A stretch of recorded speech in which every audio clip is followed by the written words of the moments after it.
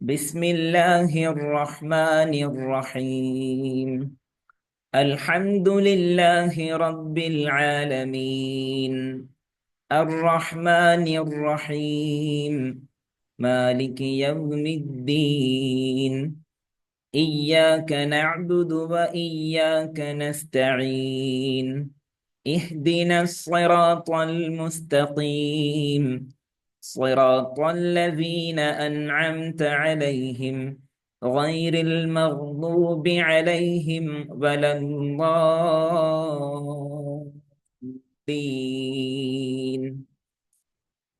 آمين. നമ്മള് ഫിഖഹിലെ അവസാനത്തെ പാഠം 25-ാം പാഠം ഇന്ന് നമ്മൾ ക്ലാസ്സിൽ ചർച്ച ചെയ്തു. അൽ ഹജ്ജു വൽ ഉംറ, അല്ലെ? ഹജ്ജും ഉംറയും. ഹജ്ജ് ഉംറയെ കുറിച്ചുള്ള പാഠമാണ് നമ്മൾ ഇന്ന് ചർച്ച ചെയ്തിരുന്നത്. അതിൽ ഒന്നാമതായി പറയുന്നത് ഹജ്ജ് ഉംറ ജീവിതത്തിൽ എത്ര തവണ ചെയ്യൽ നിർബന്ധമാണ് എന്ന് പറയുന്നുണ്ട്. എത്ര തവണ ചെയ്യൽ നിർബന്ധമാണ്?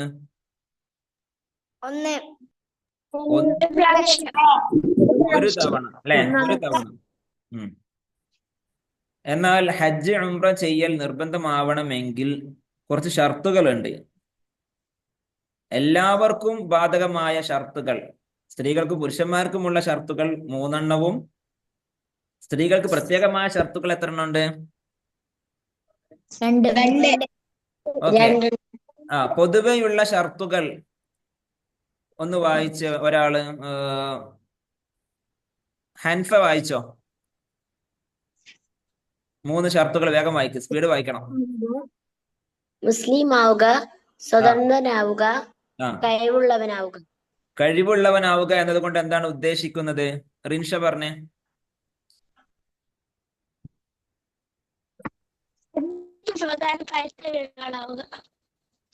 കേട്ടില്ല.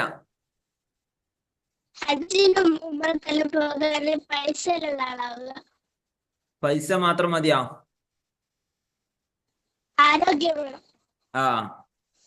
പിന്നെ അല്ലെ, പോയി വരാനുള്ള വഴി സൗകര്യം എല്ലാം വേണം. എല്ലാ നിലക്കുള്ള കഴിവുകൾ വേണം. സാമ്പത്തികമായും ശാരീരികമായും ഉള്ള കഴിവുകൾ വേണം. പിന്നെ ഓക്കെ. എന്നാൽ സ്ത്രീകൾക്ക് മാത്രം പ്രത്യേകമായ ഷർത്തുകൾ എത്ര എണ്ണം ഉണ്ട്? ഒന്ന് പറഞ്ഞോളൂ. ഫിദാന് പറഞ്ഞോ, സ്ത്രീകൾക്ക് മാത്രം പ്രത്യേകമായ ഷർത്തുകൾ. 2. ഏതെല്ലാം? ഇദയിൽ അല്ലാതിരിക്കുക. ഇദയിൽ അല്ലാതിരിക്കുക എന്നത് നമുക്ക് എങ്ങനെ വായിക്കാം? ഒന്നുകൂടെ വായിച്ചോ. ഫിദാൻ തന്നെ വായിച്ചോ. ഫിദാനെ ഞാൻ ഫിദാനെ എന്ന് വിളിച്ചാൽ നിനക്ക് ഇഷ്ടപ്പെടുവോ? ഇഷ്ടപ്പെടൂല എന്നതുപോലെ ഷെദ്ദുള്ള ഒരു പദത്തെ ഷെദ്ദില്ലാതെ വായിച്ചാലും ആ വാക്കിന് ഇഷ്ടപ്പെടൂല. ഇദയിൽ അല്ലാതിരിക്കുക. പിന്നെ എവിടെ പോയിരിക്കേണ്ടി? ഇദ്ദയിൽ അല്ലാതിരിക്കുക എന്ന് പറഞ്ഞാല് എന്താ? ഓർമ്മയുണ്ടോ? അറിയില്ല. ഞാൻ പറഞ്ഞിട്ടുണ്ട്, ഞാൻ വേറെ ആരോടും ചോദിക്കുന്നില്ല. ഒരു സ്ത്രീയുടെ വിവാഹിതയായ സ്ത്രീകൾക്ക് ഇദ്ദ വരുള്ളൂ, അല്ലെ? വിവാഹം കഴിയാത്ത സ്ത്രീ ആണെങ്കിൽ അവളെ ഇദ്ദ ഇരിക്കേണ്ട അവസ്ഥ വരുന്നില്ല. 2 കാരണത്താലാണ് ഇദ്ദ ഇരിക്കേണ്ടി വരിക. ഒന്ന്, ഭർത്താവ് മരണപ്പെട്ടാൽ ഇദ്ദ ഇരിക്കേണ്ടി വരും. അതുപോലെ തന്നെ ഭർത്താവ് മൊഴി ചൊല്ലിയാൽ, ഡൈവേഴ്സ് ചെയ്താൽ സ്ത്രീ ഇദ്ദ ഇരിക്കേണ്ടി വരും. ഇദ്ദയെക്കുറിച്ച് നമ്മളിപ്പോ കൂടുതൽ മനസ്സിലാക്കി പഠിക്കേണ്ട ആവശ്യമില്ല. ഇദ്ദയെക്കുറിച്ച് ചെറിയ രൂപത്തിൽ മനസ്സിലാക്കിയാൽ മതി. ഓക്കെ. മർജാൻ ഒളിഞ്ഞിരിക്കുകയാണെങ്കിൽ ക്ലാസ്സിൽ നിന്ന് പുറത്താകും. മുഹമ്മദ് സിക്ക് കുഴപ്പമില്ല. മുഹമ്മദ് സിന്റെ നെറ്റ്വർക്ക് പ്രശ്നമുള്ളത് കൊണ്ട് അവന് ക്യാമറ ഓൺ ആക്കേണ്ട ആവശ്യമില്ല. മർജാൻ അങ്ങനെയല്ല, മർജാൻ വെളിച്ചത്ത് വരണം. ഓക്കെ. അപ്പോ ഒരു സ്ത്രീയുടെ ഭർത്താവ് മരണപ്പെട്ടാൽ കുറച്ച് മാസങ്ങളോളം സ്ത്രീ എന്ത് ചെയ്യണം? മറ്റു അന്യപുരുഷന്മാരുടെ ആളുകളോട് സംസാരിക്കാതെ, അവരെ കാണാതെ എന്തെങ്കിലും എന്താണ് ഈ വിഭാഗത്ത് എന്താ പറയാ? നമ്മുടെ നാട്ടിൽ എന്താ പറയാ? നിങ്ങളെ നാട്ടിൽ എന്താ പറയാ?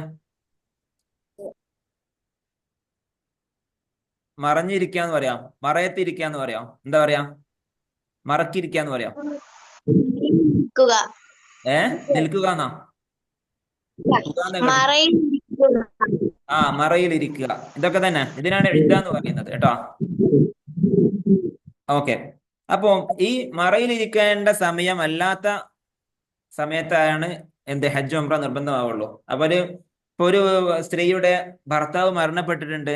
ആ സ്ത്രീ ഈ വരാൻ പോകുന്ന ഹജ്ജ് മാസത്തില്, ഹജ്ജിന്റെ സമയത്ത് ഹജ്ജിന് പോകാൻ കരുതിയതായിരുന്നു. ഹജ്ജിന് പോകാൻ ഉദ്ദേശിച്ചതിന്റെ ഒരു മാസം മുമ്പ് ഭർത്താവ് മരണപ്പെട്ടു. പിന്നെ സ്ത്രീ ഇദ്ദയിലിരിക്കേണ്ട സമയമാണ്, മറയിലിരിക്കേണ്ട സമയമാണ്. എന്നാൽ ഈ വർഷം അവര് ഹജ്ജ് ചെയ്യാൻ പോവാൻ പാടില്ല. അടുത്ത വർഷമേ പാടുള്ളൂ. അടുത്ത വർഷം ആകുമ്പോഴത്തേന് അവരുടെ ഇദ്ദയുടെ കാലാവധിയൊക്കെ കഴിയും. ഓക്കെ, ഒരു ഉദാഹരണം പറഞ്ഞതാണ്. അല്ലെങ്കിൽ ഒരു സ്ത്രീയെ ഭർത്താവ് ത്വലാഖ് ചൊല്ലിയിട്ടുണ്ട്, അപ്പോ ഒഴിവാക്കിയിട്ടുണ്ട്. ത്വലാഖ് ചൊല്ലുക എന്ന് പറഞ്ഞാല് ആ സ്ത്രീയെ ഭാര്യയായി സ്വീകരിച്ചത് അതിൽ ഒഴിവാക്കി കളഞ്ഞു. പിന്നെ ഈ ത്വലാഖ് ചൊല്ലപ്പെട്ടതായ, ഒഴിവാക്കപ്പെട്ടതായ സ്ത്രീ എന്തിനാണ് മറയിലിരിക്കേണ്ടി വരുന്നത്? ഈ ഭർത്താവിന് പിന്നെ ഭാര്യയെ നിന്നെ ഞാൻ തിരിച്ചെടുത്തു, നിന്നെ ഭാര്യയാക്കി തന്നെ തിരിച്ചെടുത്തു എന്ന് പറഞ്ഞ് തിരിച്ചു വിളിക്കുന്നത് വരെ കാത്തിരിക്കാനുള്ള ഒരു സമയമാണ്. ആ ഇദ്ദയുടെ കാലാവധി തീരുന്നതിന് മുന്നേ ഭർത്താവ് തിരിച്ചു വിളിച്ചാൽ അവർ ഭാര്യയും ഭർത്താവുമായി തന്നെ അവർക്ക് തുടരാം. എന്നാൽ ഇദ്ദ കഴിഞ്ഞതിന് ശേഷം പിന്നെ തിരിച്ചു വിളിക്കാൻ നോക്കിയിട്ട് കാര്യമില്ല. പിന്നെ ഈ സ്ത്രീക്ക് മറ്റൊരാളെ കെട്ടിച്ചു കൊടുക്കാം. ആ ഭർത്താവിന് തന്നെ ഈ സ്ത്രീയെ കല്യാണം കഴിക്കണമെങ്കിൽ നേരെ കഴിയൂല. ഈ സ്ത്രീയെ മറ്റൊരാൾ വിവാഹം ചെയ്ത് അയാൾ വല്ല കാരണവശാലും ഇവളെ മൊഴി ചൊല്ലുന്നുണ്ടെങ്കിൽ മാത്രമേ പിന്നീട് പഴയ ഭർത്താവിന് ഇവരെ കല്യാണം കഴിക്കാൻ കഴിയുള്ളൂ. അങ്ങനൊക്കെ ഒരു വലിയ വിഷയമാണ്. അടങ്ങുമ്പോഴേക്കും മൊഴി ചൊല്ലാനോ ഡൈവേഴ്സ് ചെയ്യാനോ പാടില്ല. അങ്ങനത്തെ ഓരോ വിഷയങ്ങളുണ്ട്. പോട്ടെ. അപ്പോ സ്ത്രീകൾക്ക് പ്രത്യേകമായ ഷർത്തുകൾ, ഒന്ന് ഇദ്ദയിലല്ലാതിരിക്കുക എന്ന് പറഞ്ഞു. രണ്ടാമത്തത്, സ്ത്രീ ഹജ്ജ് ഉംറയ്ക്ക് വേണ്ടി പുറപ്പെടുകയാണെങ്കിൽ സ്ത്രീയുടെ കൂടെ മഹ്റം ഉണ്ടാവണം. ഭർത്താവോ അല്ലെങ്കിൽ മഹ്റമോ അല്ലെങ്കിൽ വിശ്വസ്തകളായ സ്ത്രീകളോ ഉണ്ടായിരിക്കുക. വിവാഹിതയായ സ്ത്രീ ആണെങ്കിൽ കൂടെ ഭർത്താവ് ഉണ്ടായിരിക്കുക. ഭർത്താവ് തന്നെ വേണമെന്നില്ല. ഭർത്താവ് അല്ല എങ്കിൽ സ്വന്തം ആങ്ങള എന്ന് പറഞ്ഞാൽ സ്വന്തം ഉമ്മയുടെയും ഉപ്പയുടെയും മകനായ ആങ്ങള എന്ന് പറഞ്ഞ സഹോദരൻ എന്ന് പറഞ്ഞാൽ പല രൂപത്തിലും സഹോദരന്മാരുണ്ടാകും. ഉപ്പയുടെ ജ്യേഷ്ഠന്റെ മകൻ, അതും ഒരു സഹോദരൻ തന്നെയാണ്. ഉപ്പയുടെ അനിയന്റെ മകൻ, അതും ഒരു സഹോദരനാണ്. എന്നാൽ അങ്ങനെയൊക്കെ സഹോദരൻ എന്ന് പറഞ്ഞാൽ പോരാ. സ്വന്തം ഉപ്പയുടെയും ഉമ്മയുടെയും മകനാകുന്ന, ഉമ്മയും ഉപ്പയും ഒത്തതായ സഹോദരൻ, അങ്ങനെ, അതാണ് മഹ്റം. നമുക്ക് നമ്മുടെ ഉപ്പയുടെ ജ്യേഷ്ഠന്റെ ആൺകുട്ടികൾക്ക്, നമുക്ക് എന്ന് പറഞ്ഞാൽ ആൺകുട്ടികൾ ശ്രദ്ധിക്കുക. നിങ്ങൾക്ക് നിങ്ങളുടെ ഉപ്പയുടെ ജ്യേഷ്ഠന്റെ പെൺമക്കൾ അന്യ സ്ത്രീകളാണ്. ഉപ്പയുടെ ജ്യേഷ്ഠന്റെ പെൺമക്കൾ നിങ്ങൾക്ക് അന്യ സ്ത്രീകളാണ്. മനസ്സിലായോ? അതായത് പ്രായപൂർത്തിയൊക്കെ ആയതിനു ശേഷം അവരെ കാണാനോ അവരെ പോയി തൊടാനോ പാടില്ല. കാണാന് നമ്മള് കുടുംബബന്ധം ഒന്നിച്ച് ജീവിക്കുന്ന സമയത്ത് നമ്മൾ ഒളിച്ചു കളിക്കേണ്ട ആവശ്യമില്ല. ശരീര അകലം പാലിക്കണം. നമ്മുടെ സ്വന്തം പെങ്ങളെ പോലെ, സ്വന്തം ആങ്ങളമാരെ പോലെയല്ല, അവർ മഹ്റമുകളല്ല. അതുപോലെ പെൺകുട്ടികൾ മനസ്സിലാക്കുക, നിങ്ങളുടെ ഉപ്പയുടെ ജ്യേഷ്ഠന്റെയോ അനുജന്റെയോ ആൺമക്കൾ നിങ്ങൾക്ക് അന്യപുരുഷന്മാരാണ്. നിങ്ങൾ വലുതായി കഴിഞ്ഞാൽ, പ്രായപൂർത്തിയായി കഴിഞ്ഞാൽ പിന്നെ നിങ്ങൾ അവരുമായി അകലം പാലിക്കണം. എന്ന് പറഞ്ഞാൽ എന്താണ്, കുടുംബബന്ധത്തെ നഷ്ടപ്പെടുത്തുന്ന രൂപത്തിൽ അകലം പാലിക്കണം എന്നല്ല. അവർ അന്യപുരുഷന്മാരാണ്. നിങ്ങൾക്ക് വുളു ഉണ്ടായിരിക്കെ അവരെ പോയി തൊടുകയോ സ്പർശിക്കുകയോ ചെയ്തിട്ടുണ്ടെങ്കിൽ നിങ്ങളെ വുളു നഷ്ടപ്പെടും. അതേസമയം സ്വന്തം പെങ്ങളെ തൊട്ടാലോ എന്ത് ചെയ്യില്ല, വുളു നഷ്ടപ്പെടുകയില്ല. കാരണം അവർ മഹ്റമാണ്. സ്വന്തം മകൾ ഉപ്പയെ തൊട്ടാൽ വുളു മുറിയില്ല. ഉപ്പ മകളെ തൊട്ടാലും രണ്ടുപേരുടെയും വുളു നഷ്ടപ്പെടുകയില്ല. മകൻ ഉമ്മയെ തൊട്ടാലും ഉമ്മ മകനെ തൊട്ടാലും വുളു നഷ്ടപ്പെടില്ല. കാരണം അവരൊക്കെ മഹ്റമുകളാണ്. ഇങ്ങനെ വളരെ അടുത്ത കുടുംബക്കാർ എന്നാണ് മനസ്സിലാക്കേണ്ടത് കേട്ടോ. അപ്പൊ സ്ത്രീകളുടെ ഒന്ന് സ്ത്രീ ഇദ്ദയിലല്ലാതിരിക്കണം, മറ്റൊന്ന് കൂടെ ഭർത്താവോ അല്ലെങ്കിൽ മഹ്റമോ അതുമല്ലെങ്കിൽ വിശ്വസ്തകളായ സ്ത്രീകളോ ഉണ്ടായിരിക്കണം. ഈ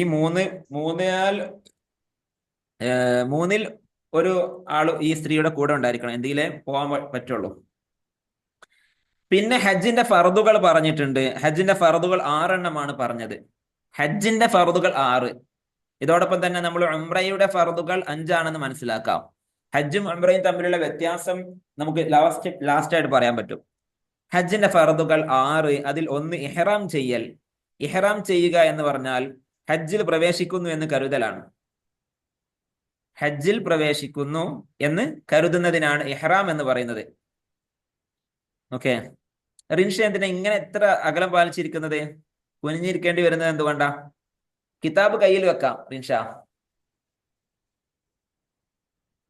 ഓക്കെ, റിൻഷ അത്രയും അകലം പാലിച്ചിരിക്കുന്ന സമയത്ത് നീ പറയുന്നത് നമുക്ക് വ്യക്തമായി കേൾക്കില്ല, അതുകൊണ്ടാണ് ഞാൻ പറഞ്ഞത്. നീ ഫോണ് വെച്ച് സ്റ്റാൻഡ് കുറച്ചുകൂടെ നിന്റെ സീറ്റിലേക്ക് അടുപ്പിക്കാൻ പറ്റുമെങ്കിൽ അങ്ങനെ ചെയ്യാം, അല്ലെങ്കിൽ നിന്റെ സീറ്റ് ഈ സ്റ്റാൻഡിലേക്ക് അടുപ്പിക്കാൻ പറ്റുമെങ്കിൽ അങ്ങനെ ചെയ്യാം. ഓക്കെ, ഇഹ്റാം ചെയ്യലാണ് ഒന്നാമത്തെ ഫർദ് പറഞ്ഞത്. ഹജ്ജിൽ പ്രവേശിക്കുന്നു എന്ന് കരുതുന്നതിനാണ് ഇഹ്റാം എന്ന് പറയുന്നത്. 2 അറഫയിൽ ഹാജറാവൽ. അറഫ എന്ന സ്ഥലത്ത് ഇവർ ഹാജറാവണം. ഹാജറാവുക എന്ന് പറഞ്ഞാൽ ആ സ്ഥലത്ത് പോയി പങ്കെടുക്കണം. അറഫയിൽ ഹാജറാവേണ്ട സമയം ഏതാണ്? ദുൽഹിജ്ജ മാസം 9 ഉച്ച തിരിഞ്ഞ മുതൽ, അതായത് ഉച്ച സമയം മുതൽ പെരുന്നാൾ ദിവസത്തെ ഫജ്ർ വരെയാണ് അതിന്റെ സമയം. അതായത് ദുൽഹിജ്ജ 9 എന്ന് പറഞ്ഞാൽ നമ്മുടെ അറഫ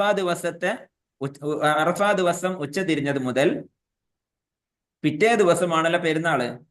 പെരുന്നാളിന്റെ ഫജ്ർ വരെ എന്ന് പറഞ്ഞാൽ സുബഹി വരെ.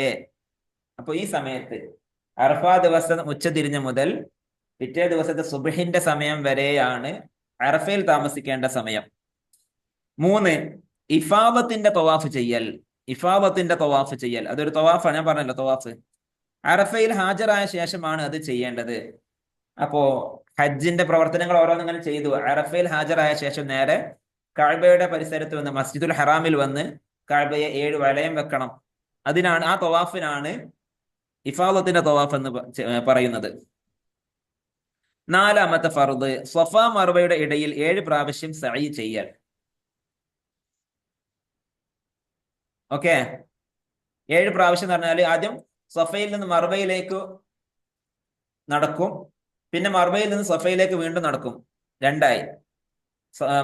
പിന്നെ സഫയിൽ നിന്ന് മർവയിലേക്ക് Safa to Marwa, Marwa to Safa, Safa to Marwa, Marwa to Safa, Safa to Marwa, Marwa to Safa. 7 ഉണ്ടാവുക സഫ ടു മർവ. ഇങ്ങനെ ലാസ്റ്റ് സഫയിൽ നിന്ന് മർവയിലേക്ക് വീണ്ടും പോകുമ്പോൾ അങ്ങനെ 7ാമത്തെ സഅയ്. ഇങ്ങനെ 7 തവണ സഅയ് ചെയ്യൽ.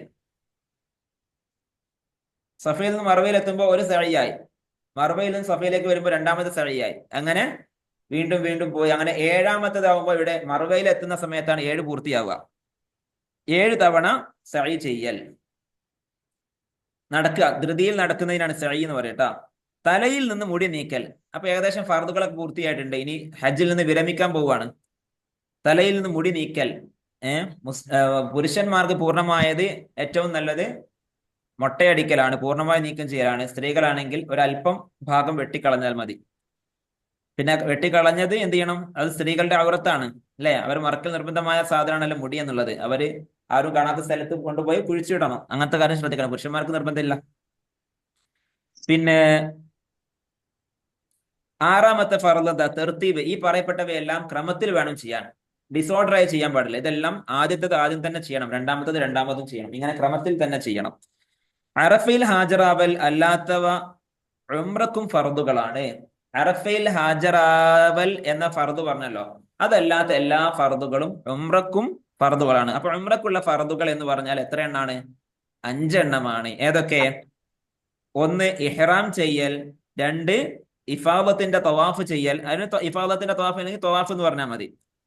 അപ്പൊ 1 ഇഹ്റാം ചെയ്യൽ, 2 ഇഫാദത്തിന്റെ തവാഫ് ചെയ്യൽ, 3 സഫ മർവയുടെ ഇടയിൽ 7 പ്രാവശ്യം സഅയ് ചെയ്യൽ, 4 തലയിൽ നിന്ന് മുടി നീക്കൽ, 5 തർത്തീബ്. ഇങ്ങനെയാണ് ഉംറയുടെ ഫർദുകൾ. ഇനി ഹജ്ജിന്റെ വാജിബാത്തുകൾ. ഈ ഫർദുകളും നമ്മൾ പറഞ്ഞിട്ടുണ്ട്, ഷർത്തുകളും ഫർദുകളും തമ്മിലുള്ള വ്യത്യാസം എന്താണ് പറഞ്ഞിട്ടുണ്ട്. ഷർത്തുകൾ എന്നത് ആ ഇബാദത്തിനകത്ത് വരുന്നതല്ല, പക്ഷെ ആ ഷർത്തുകൾ പാലിക്കാതെ ഇബാദത്ത് സഹിഹാവുകയില്ല. ഫർദുകൾ എന്ന് പറഞ്ഞാലോ, ഫർദുകൾ കൂടാതെ ഇബാദത്ത് സഹിഹാകുന്നതല്ല, മാത്രമല്ല ഫർദുകൾ എന്ന് പറയുന്നത് ആ ഇബാദത്തിനകത്ത് വരുന്നതാണ്, അല്ലെ? എന്നാൽ വാജിബാത്ത് എന്ന് പറഞ്ഞാൽ ഈ പറയപ്പെട്ട 3 നിർബന്ധമാണ്. ഷർത്തുകൾ പാലിക്കൽ നിർബന്ധമാണ്, ഫർദുകൾ പാലിക്കൽ നിർബന്ധമാണ്, വാജിബാത്ത് എന്ന് പറഞ്ഞാൽ നിർബന്ധമായത് തന്നെയാണ് പറയുന്നത്. വാജിബാത്തും ഫർദും തമ്മിലുള്ള വ്യത്യാസം എന്താണ്? വാജിബാത്ത് എന്ന് പറയുന്നത് നമുക്ക് എന്തുകൊണ്ട് പരിഹരിക്കാൻ പറ്റും? അതിന് പകരം ഒരു മൃഗത്തെ ബലി അറുക്കൽ കൊണ്ടൊക്കെ പരിഹരിക്കാൻ പറ്റും. പക്ഷെ ഫർദുകൾ അത് ചെയ്യൽ നിർബന്ധം തന്നെയാണ്. മനസ്സിലായല്ലോ? വാജിബാത്തും ഫർദും തമ്മിലുള്ള വ്യത്യാസം ഒന്നും നിങ്ങളോട് ചോദിക്കൂല. നിങ്ങളിപ്പോ ഇങ്ങനെ മനസ്സിലാക്കിയാൽ മതി. എന്തായാലും പാലിക്കൽ നിർബന്ധമാണെന്ന് മനസ്സിലാക്കിയാൽ മതി. ഹജ്ജിന്റെ വാജിബാത്തുകൾ അതിൽ 1 മീഖാത്തിൽ നിന്ന് ഇഹ്റാം ചെയ്യൽ, 2 പെരുന്നാൾ രാവ് പകുതിയായ ശേഷം മുസ്ദലിഫയിൽ രാത്രി താമസിക്കൽ. മുസ്ദലിഫ എന്ന സ്ഥലത്ത് രാത്രി ചെന്ന് താമസിക്കുക. എപ്പോ? പെരുന്നാൾ രാത്രി, അതായത് പെരുന്നാളിന്റെ തലേ ദിവസം, ദുൽഹിജ്ജ 9, അറഫ ദിവസം മഗ്രിബ് കഴിഞ്ഞു, രാത്രിയായി, അല്ലെ? അതാണ് പെരുന്നാൾ ദിവസത്തെ രാത്രി. അന്ന് ആ രാത്രി പകുതിയായ ശേഷം, അതായത് 12 മണിക്ക് ശേഷം മുസ്ദലിഫയിൽ രാത്രി താമസിക്കൽ. ഇത് വാജിബാത്താണ്. Nashwa, mic off. 3 അയ്യാമു തശ്രീഖിന്റെ രാവുകളിൽ, അതായത് ദുൽഹിജ്ജ 11, 12, 13. അയ്യാമു തശ്രീഖ് എന്ന ഭാഗത്ത് നിങ്ങൾക്ക് ഒരു പെൻസിൽ കൊണ്ട് വേണമെങ്കിൽ എഴുതി വെക്കാം. ദുൽഹിജ്ജ 11, 12, 13. മക്ക എന്നല്ല, മിക്ക സമയവും മിനയിൽ രാത്രി താമസിക്കൽ. അയ്യാമു തശ്രീഖിന്റെ രാവുകളിൽ മിക്ക സമയവും എവിടെ താമസിക്കാം? മിനയിൽ രാത്രി താമസിക്കാം. മിന എന്ന സ്ഥലത്ത് രാത്രി താമസിക്കുക. 4-മത്തത് വാജിബത്ത് ജംറകളിൽ കല്ലെറിയൽ, ജംറകളിൽ ചെന്ന് കല്ലെറിയാം. 5 വിദാഇന്റെ തവാഫ്, വിട വാങ്ങുന്ന സമയത്ത് ഹജ്ജിന്റെ കർമ്മങ്ങളൊക്കെ പൂർത്തീകരിച്ച് ഹെറമിനോട് കഅബയോട് വിട പറഞ്ഞു പോകുന്ന തവാഫാണ്. അപ്പൊ ലാസ്റ്റ് ആ വിടവാങ്ങൽ തവാഫ്, അതാണ് തവാഫുൽ വിദാ എന്ന് പറയും. വിദാഇന്റെ തവാഫ്, വിദാഇന്റെ തവാഫാണ് അവസാനത്തെ വാജിബത്ത്. ഇനി ഹജ്ജിന് വേണ്ടി ഇഹ്റാം ചെയ്യാൻ ആവശ്യമായ സ്ഥലം, നമുക്ക് തോന്നുന്ന സ്ഥലത്ത് ഇഹ്റാം ചെയ്യാൻ പറ്റൂല. അപ്പൊ പിന്നെ ഇഹ്റാം ചെയ്യാന് എന്ത് ചെയ്യാം? അതിൻ്റെതായ സ്ഥലത്ത് വെച്ച് തന്നെ ഇഹ്റാം ചെയ്യണം. ഹജ്ജിന്റെ മീഖാത്തുകൾ, മീഖാത്ത് എന്ന് പറഞ്ഞാൽ ഇഹ്റാം ചെയ്യേണ്ട സ്ഥലങ്ങളാണ്. യലംലം എന്നത് ഒരു സ്ഥലമാണ്, ദുൽഹുലൈഫ മറ്റൊരു സ്ഥലം, ജുഹ്ഫ മറ്റൊരു സ്ഥലമാണ്, ഖർനുൽ മനാസിൽ വേറെ ഒരു സ്ഥലം, ദാത്തു ഇർഖ് മറ്റൊരു സ്ഥലം. ഇങ്ങനെ 5 സ്ഥലങ്ങളാണ്. യലംലം, ദുൽഹുലൈഫ, ജുഹ്ഫ, ഖർനുൽ മനാസിൽ, ദാത്തു ഇർഖ് എന്നിവയാണ് ഹജ്ജിന്റെ മീഖാത്തുകൾ. ഇഹ്റാമിന്റെ കാലം ഷവ്വാൽ, ദുൽഖഅദ, ദുൽഹിജ്ജ. ഷവ്വാൽ മാസത്തിൽ ഷവ്വാൽ 1 മുതൽ ഏത് ദിവസവും ഇയാൾക്ക് ഇഹ്റാം ചെയ്ത് തുടങ്ങാം. ഷവ്വാൽ, പിന്നെ ദുൽഖഅദ, ദുൽഹിജ്ജ, ഇങ്ങനെയുള്ള മാസത്തിന്റെ ക്രമം നമുക്ക് അടുത്ത ലിസാന്റെ ക്ലാസ്സിൽ അതാ പഠിക്കാനുള്ളത്. മാസങ്ങൾ മുഹറം, സഫർ, റബീഉൽ അവ്വൽ, റബീഉൽ ആഖിർ, ജുമാദൽ ഊല, ജുമാദൽ ഉഖ്റ, റജബ്, ശഅബാൻ, റമദാൻ, ഷവ്വാൽ, ദുൽഖഅദ, ദുൽഹിജ്ജ, അങ്ങനെ 12 മാസങ്ങളാണ്. ഇതിലെ ഷവ്വാൽ മുതൽ ദുൽഹിജ്ജയിലെ 10-ാം രാവ് ഉൾപ്പെടെയുള്ള ദിവസങ്ങളാണ്. ഈ ദിവസങ്ങളിൽ ഏത് ദിവസങ്ങളിൽ പോയിട്ട് ഒരാൾക്ക് ഹജ്ജിന് വേണ്ടി ഇഹ്റാം ചെയ്യാം. ഉംറയ്ക്ക് വേണ്ടി ഇഹ്റാം ചെയ്യുന്നതിന് നിശ്ചിത കാലമില്ല, പ്രത്യേകിച്ച് ഇന്ന കാലത്തെ ചെയ്യാൻ പാടുള്ളൂ, അങ്ങനെയില്ല. ഹജ്ജിന്റെ സമയം അല്ലാതെ ഏത് സമയത്തും പോയിട്ട് ഉംറയ്ക്ക് ഇഹ്റാം ചെയ്യാം. ഹജ്ജിന് ഇഹ്റാം ചെയ്താൽ ഹറാമായ ചില കാര്യങ്ങൾ കൂടെയുണ്ട്. അവ പിന്നീട് പഠിക്കാം. ഓക്കെ, അത് അടുത്ത ക്ലാസ്സുകളിലൊക്കെ പഠിക്കാൻ പറ്റും ഇൻഷാ അല്ലാഹ്. അടുത്ത ക്ലാസ് എന്ന് പറഞ്ഞാൽ 6-ാം ക്ലാസ്സിലോ 7-ാം ക്ലാസ്സിലോ ഒക്കെ വെച്ചിട്ട് പഠിക്കാം എന്നാണ് പറഞ്ഞത്. ഇത്രയും കാര്യങ്ങളാണ്.